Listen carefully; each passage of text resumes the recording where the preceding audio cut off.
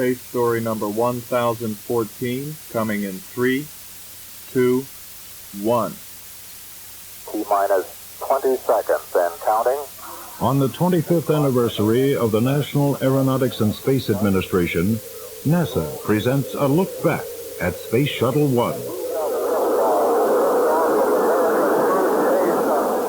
It was 2 years ago, on April 12, 1981, that Space Shuttle Columbia made its spectacular maiden voyage into space. After circling the Earth 36 times and achieving 100% of its mission objectives, astronauts John Young and Bob Crippen piloted the 17,000-mile-per-hour spaceship from orbit, gliding to a perfect 200-mile-per-hour landing on the desert. Neil Hutchinson was flight director during STS-1, one of the most ambitious missions in the history of the space program. We had the challenge on STS-1 of dealing with an awful lot of unknowns. Getting ready for one of these things is a process that it's kind of hard to appreciate how much effort really needs to go into one. And of course, being the first and never having done it before, and furthermore, never having had this vehicle in space, which was absolutely unique. We couldn't afford to do the kinds of things when the shuttle program was being put together we'd done in the past. Every program we had run up to that point, starting with Mercury, we had done a lot of unmanned work before we finally did the manned work. We didn't have that luxury in shuttle, and that made the preparation time even more unique and more difficult. The training period for Space Shuttle 1 was longer than for any other mission. We were prepared probably better than any group of people had ever been prepared to do a specific flight operation. I had under my belt when we launched, and so did the flight crew, over 500 launch abort simulations, and so did my team. We asked Neil Hutchinson to describe the launch day. The adrenaline was really up. We were culminating a 10-year design with a flight test that, if we didn't pull it off, would have probably been the demise of the agency. There was a lot of soup and nuts riding on STS-1. We had done everything humanly possible to minimize the risk, but the amount of conservatism in doing something like that, that's nowhere near the amount of conservatism NASA would like to have and historically had put in those kind of events.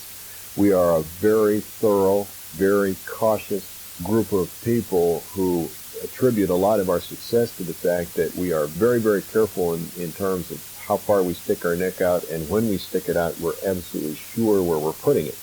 The shuttle is pushing the state-of-the-art in the areas of aerodynamics, engines, propulsive systems, in the area of the vehicle configuration design. Remember that the loads, the stresses and strains on a launch vehicle, the launch vehicles of the past, they certainly weren't easy, but in terms of the configuration, when you take a pencil shape with everything all stacked on top of one another, the kinds of loads it sees and the stresses and strains on it are more easily mapped and understood than on this strange-looking vehicle, which uses this tank to tie everything together and has the orbiter here, has one set of engines that aren't even on the center of gravity, and has these two huge rockets on the side with millions of pounds of thrust. The control of that configuration is a very sophisticated problem. But the mission itself was absolutely smooth. And it was one of the 2 or 3 really big events in my personal life and in the life of the agency. And it ranks right up there with Al Shepard's run, John Glenn's operation, Apollo 8, Apollo 13, the success thereof in the face of a fairly significant problem. There's no question that it is one of those things. That was Neil Hutchinson, flight director on Space Shuttle 1. Mach 7. Let's glide in here, too. What a way to come to California. Lumby, you're coming right around the hack, looking beautiful. NASA, the National Aeronautics and Space Administration, has presented a look back at Space Shuttle 1. Down. Welcome home, Columbia. Beautiful, beautiful.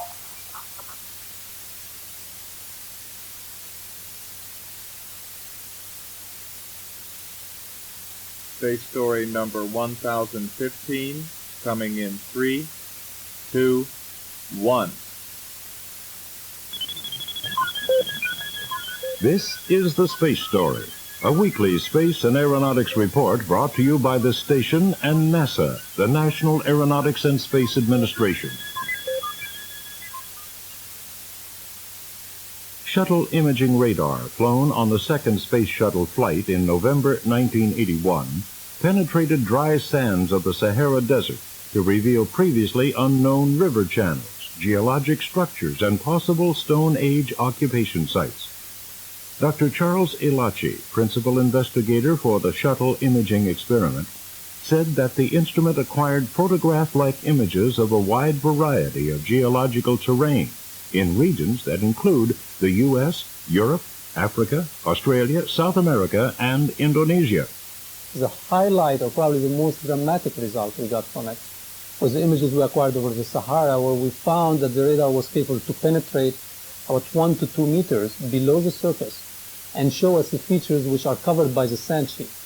And it allowed us to see drainage channels, which on the surface are not visible, and other geologic features which have also archaeological implications, which on the surface or looking at the visible, all what we see is a complete sand cover. And that capability was made possible because that area is an extremely dry area, and radar waves are capable to penetrate about 1 to 5 meters of sand when it's in that very arid condition. The presence of old drainage networks detected in the radar images was later confirmed by post-flight archaeological expeditions. The channels, some of them as large as the Nile Valley, help explain many present-day oases in the Arabian Desert, areas which have been inhabited by man for thousands of years. While we were there also, we did find a large number of human artifacts. We did find a large number of ostrich shells, the most recent one between about 6,000 to 10,000 years ago. So we know in that time frame, people did inhabit that area, or at least they were on a large scale in that area. And 6,000 years ago, that's not too long. That's about the time the pyramids were built. These drainages that were seen with the shuttle imaging radar does not only correspond to phenomena which occurred only a few thousand years ago or 10,000 years ago, but they correspond over a very wide range in geologic history, could be as many as hundreds of thousands of years ago. Shuttle imaging radar is not dependent upon sunlight or other light sources to produce an image, because it uses its own energy to illuminate its target and assembles an image from the returned echoes. Because it sees through clouds as well as darkness, the radar will provide a new perspective on the geology of cloud-covered tropical areas. So in a sense, it gives us like Landsat a picture or a photograph of the surface features, except it's sensitive to different physical parameters. So if I take Landsat image and a radar image and look at them simultaneously, Landsat will give me information about the composition, the radar will give me information about the physical property, roughness, and electric properties. And by looking at the two sets together, then I get a complete picture, of what's happening on the surface. Then you have to use an experienced geologist to interpret about the geologic structures which are below the surface from it. So in a sense, it helps us understanding the geology of the Earth's surface. The radar will be flown again on the 17th Space Shuttle mission, now scheduled for August 1984. What we'll be able to do is obtain images at even higher resolution, and hopefully we'll be able to stay in orbit for a longer time. The plan now is to stay in orbit for 9 days. It will allow us to have a much more extensive coverage over the areas of most interest, particularly in the area over Egypt, where we have observed subsurface penetrations, over areas in tropical regions, and over areas in the U.S. where we're planning to do extensive scientific experiments. In the near future, scientists hope to use space-borne radars to study cloud-covered planetary surfaces, such as that of Venus. This has been The Space Story, a weekly space and aeronautics report brought to you by this station and NASA, the National Aeronautics and Space Administration.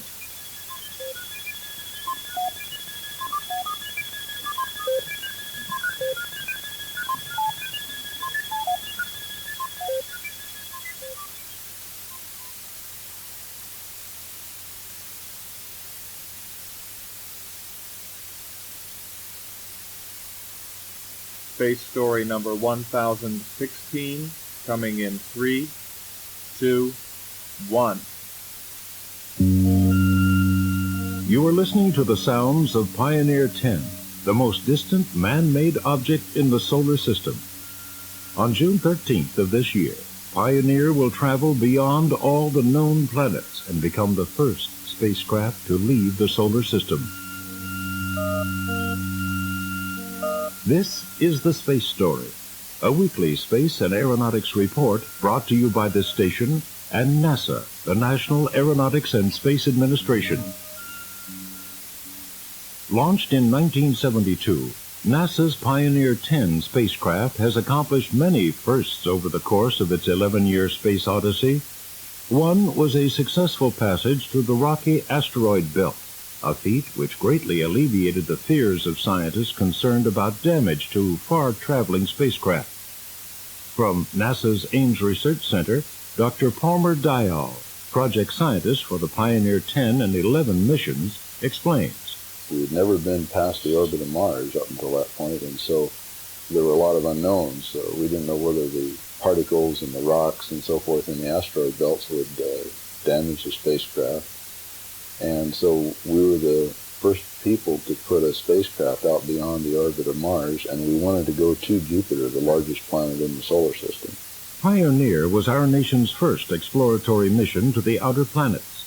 At Jupiter, Pioneer 10 and its sister spacecraft, Pioneer 11, discovered a huge pulsating magnetosphere and tremendously powerful radiation belts.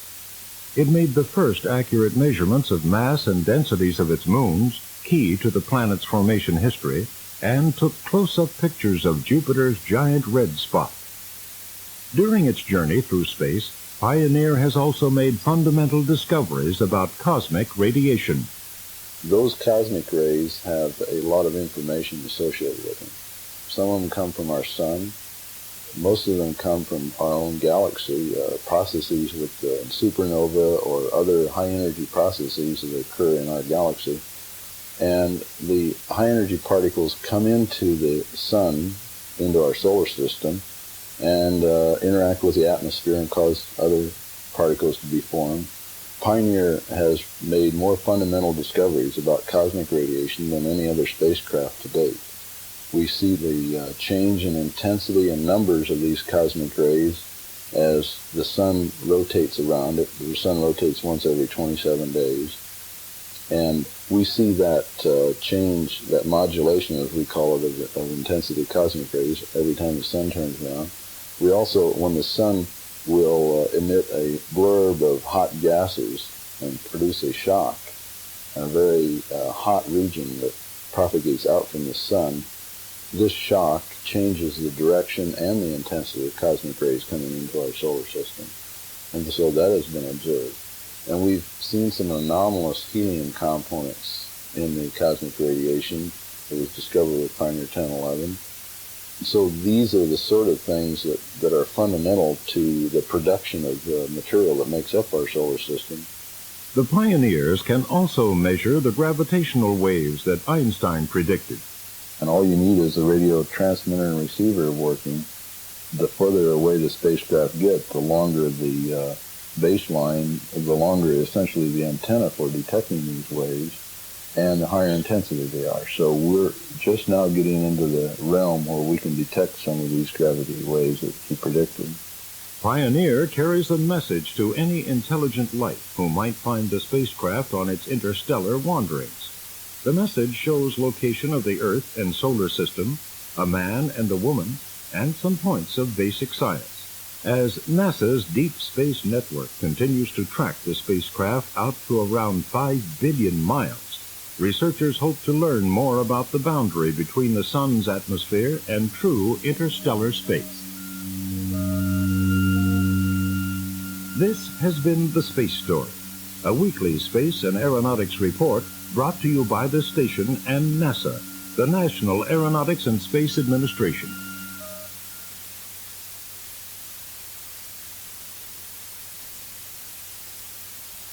Space Story number 1017, coming in 3, 2, 1.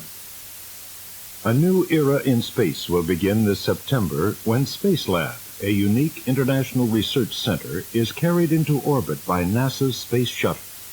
Built by the European Space Agency, Spacelab will create exciting new opportunities for research in all the sciences. This is the Space Story, a weekly space and aeronautics report brought to you by this station and NASA, the National Aeronautics and Space Administration. Installed in the cargo bay of the shuttle orbiter, Spacelab consists of an enclosed, pressurized laboratory containing facilities to conduct experiments, as well as outside platforms, where equipment such as telescopes or antennas can be mounted for direct exposure to space. Because conditions like very low gravity or high-energy radiation are difficult or impossible to achieve in laboratories on Earth, some important research problems can be solved only in space, where these conditions occur naturally. Likewise impossible, except above the Earth's atmosphere, is an unobscured view of the solar system and a global view of the Earth itself. Harold Kraft, Spacelab 1 mission manager, outlined the objectives of Spacelab's first flight. There are two primary objectives of Spacelab Mission 1, the first being to evaluate how well Spacelab itself performed.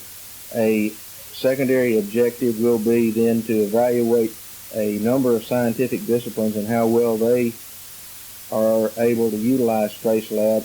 The Spacelab facility is designed for use by scientists who are not necessarily astronauts. Men and women from universities, industry, government agencies, and research institutes in many nations will eventually conduct investigations on Spacelab.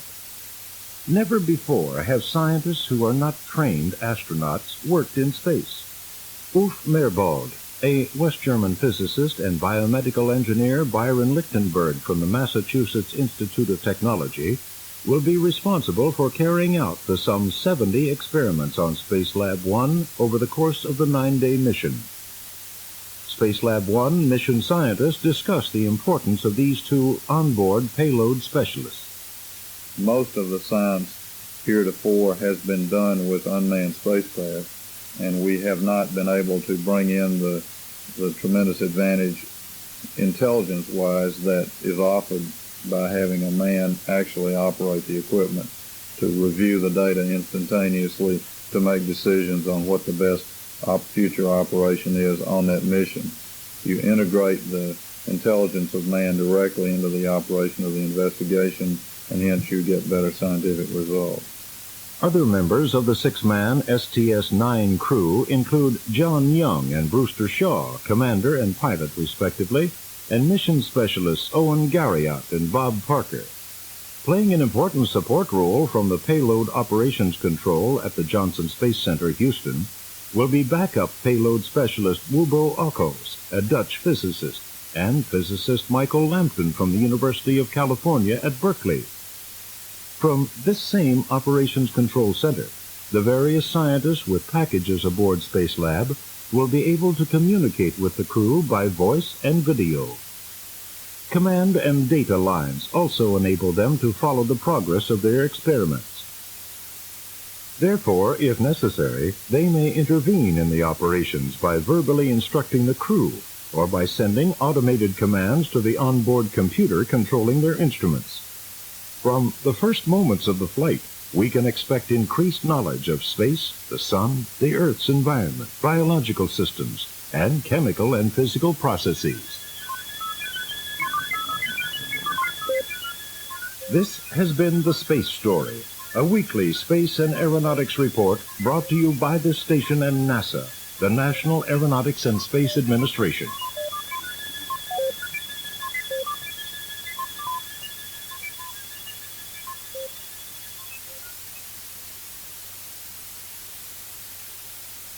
Special report number 222, coming in 3, 2, 1.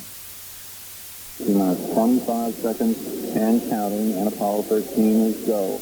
10. On the 25th anniversary of the National Aeronautics and Space Administration, NASA presents a look back at Apollo 13. Highlights coming up. 0. We have commit and we have liftoff at 2:13.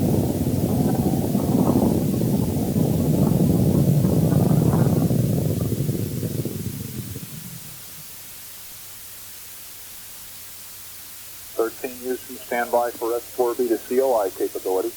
S4B to COI, Roger. Roger, you've got it now, Jim. We've got S4B to COI. Stand by. Okay, Houston, we've had a problem here. Say again, please. Houston, we've had a problem. 56 hours into the flight and 200,000 miles from Earth, Command Module pilot Jack Swigert gave the first indication of serious trouble for Apollo 13. This report to the ground began the most gripping episode in man's venture into space. Launched successfully on April 11, 1970, Apollo was progressing smoothly to a planned lunar landing until a failure occurred in the service module cryogenic oxygen system, which resulted in other multiple failures.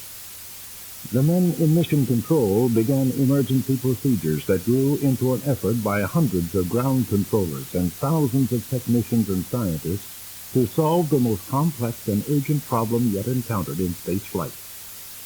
In a recent telephone interview, we asked former astronaut Jim Lovell, commander on Apollo 13, to describe the first few moments of the emergency.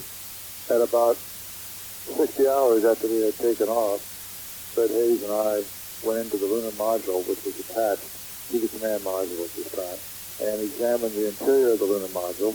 And just as we finished the examination, coming back to the tunnel to the command module, we heard an explosion. We didn't know what it was. However, light indications and the indications on the gauges and looking out the window, seeing a venting of a gas at a high rate of speed, all indicated that we were losing all of our oxygen. We had two big oxygen tanks on board, and it appeared that one tank was completely empty and the other one was rapidly dissipating its supply. That also meant that once the oxygen was gone, all the fuel cells would die. Two of them already had died on us. And once we lost all of our main electrical power, we could not use the engine of the command module, the maneuvering engine, since it was gimbaled by electricity. And consequently, we were in deep trouble. The oxygen tanks with companion cryogenic hydrogen tanks feed the three fuel cells that generate the spacecraft's electric current, provide breathing oxygen, and produce water. At that time, we were not too sure just exactly how we'd get home, but we knew that we had to use an lunar module to do it. In spite of extensive training prior to the mission, the astronauts had not trained for multiple failures. Former astronaut Fred Hayes was lunar module pilot on Apollo 13. It was frankly extremely confusing because there were a large number of caution warning lights on that across all of them there was no common thread to understand why all the lights were on. For instance, we had control problems. We had reaction control valves that were shut, and in fact Jack Swigert was having trouble controlling the command module as part of the jet that shut off. And I had fuel cell lights, and of course it's one of these things later when you analyze it in a lot of time. The common thread was the explosion had jarred the vehicles enough that some valves had been clamped shut in a number of systems. They were spring-loaded and required electric excitation to move them normally, but the G-shock of the explosion overcame the spring, made them change position. So that was why things went across a lot of systems, even though the main problem was the loss of oxygen out of a tank. In fact, the shut fuel cell valve killed one of our fuel cells immediately, which could not be restarted. Step by step, following instructions from the ground, Hayes and Lovell powered up Aquarius, the lunar module which was to be used as a lifeboat. Swigert powered down Odyssey, the command module, to save its batteries, oxygen, and cooling water in hopes they could ultimately be used for re-entering and landing. Again, Fred Hayes explained. We powered up the LEM virtually in half the time it normally took in lunar orbit. The main reason we had to keep the command module dying, so to speak, was we needed its inertial platform alignment transferred to the LEM. Because we had so much debris around us, looking out the windows, we couldn't tell stars, what were real stars. But there were so many little sparkly things out there that they completely obliterated seeing a star field. and that's normally what you'd have to depend on to align a platform. The reason we needed a platform was we were on a trajectory or a path that would have not gotten us back to Earth. So we desperately needed to make one maneuver, one engine burn with a limb to get us back in the right direction. Without that platform alignment, we would have probably not been able to do that. Apollo 13 was the first and only mission in which an entirely new last-minute flight plan had to be developed and voiced to the astronauts from mission control. That was an abort or a survival case, if you call it that.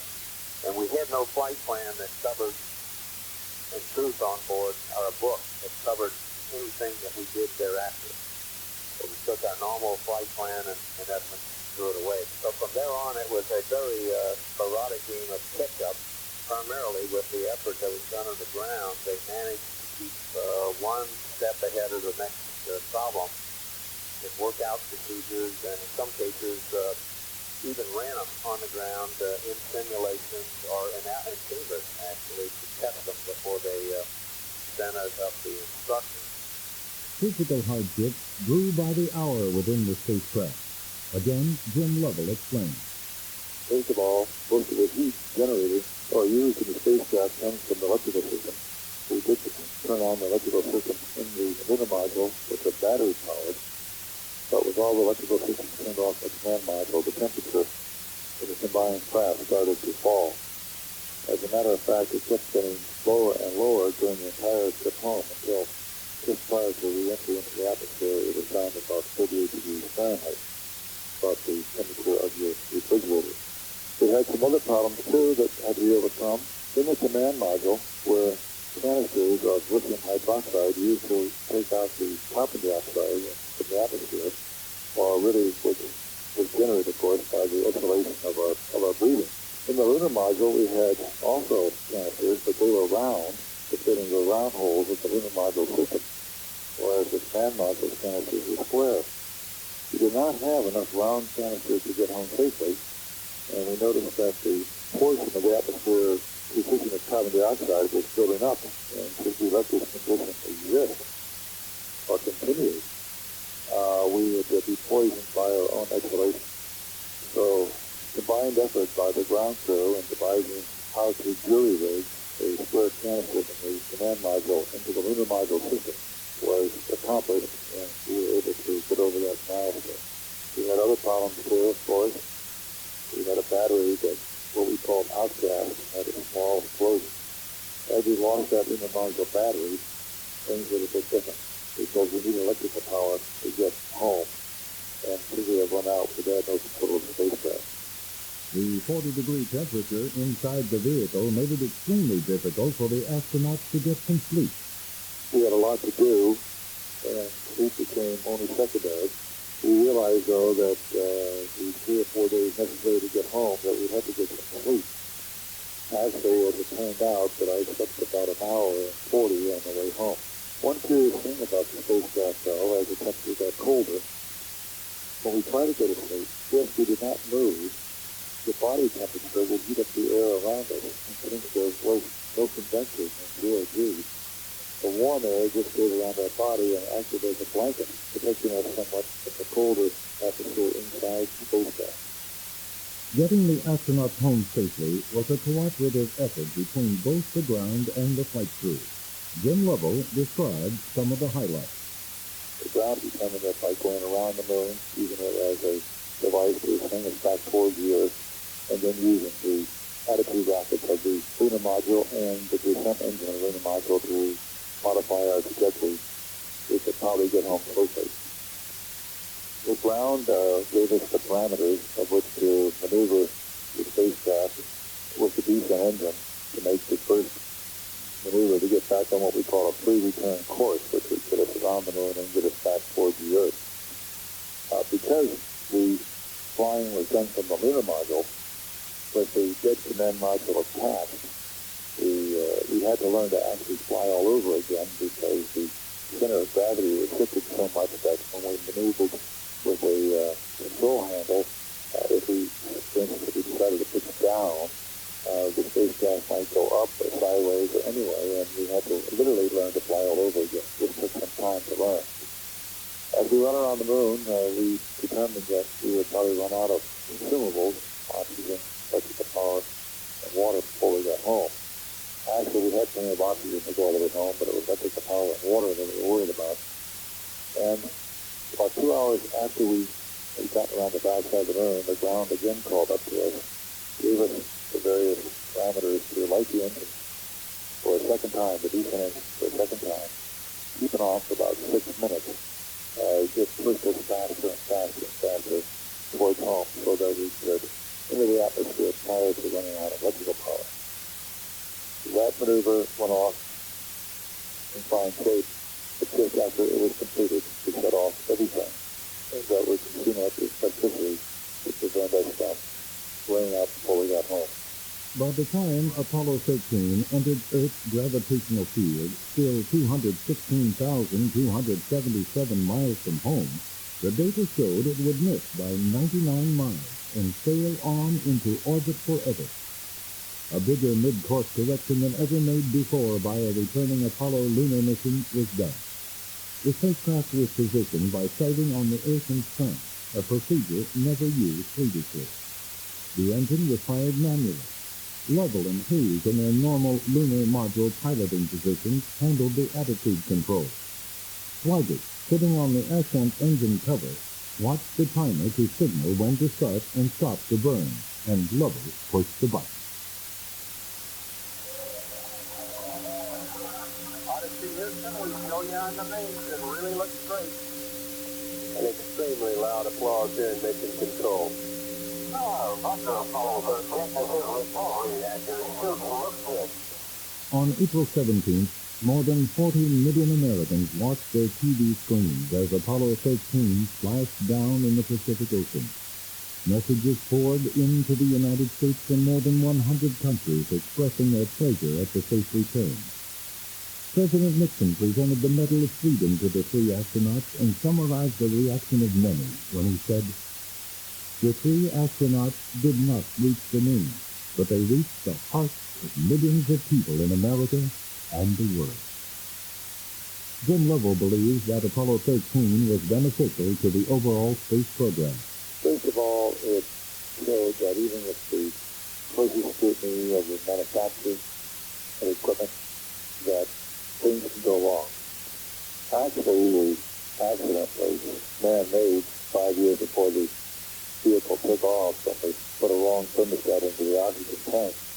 And it gave an awareness to people how important it is to be very, very careful in quality control and design of the equipment.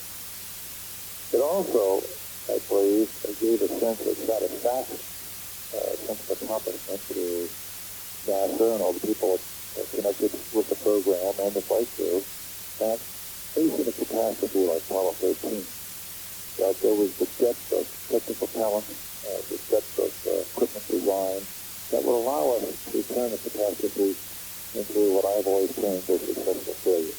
But certainly, the return of 13 could be a monument to the thousands of people who, on the ground, who looked at the procedures to get us back home, who actually designed a lot of equipment that got us back home, facing a almost catastrophic situation from 200,000 miles out in space, and yet managing to turn that catastrophe into a successful return.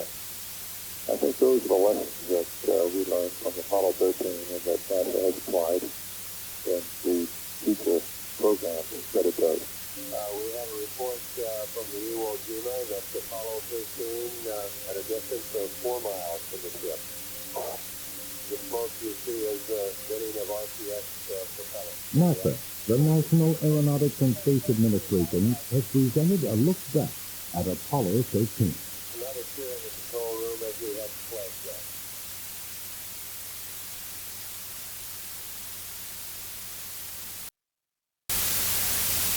Space story number 1014.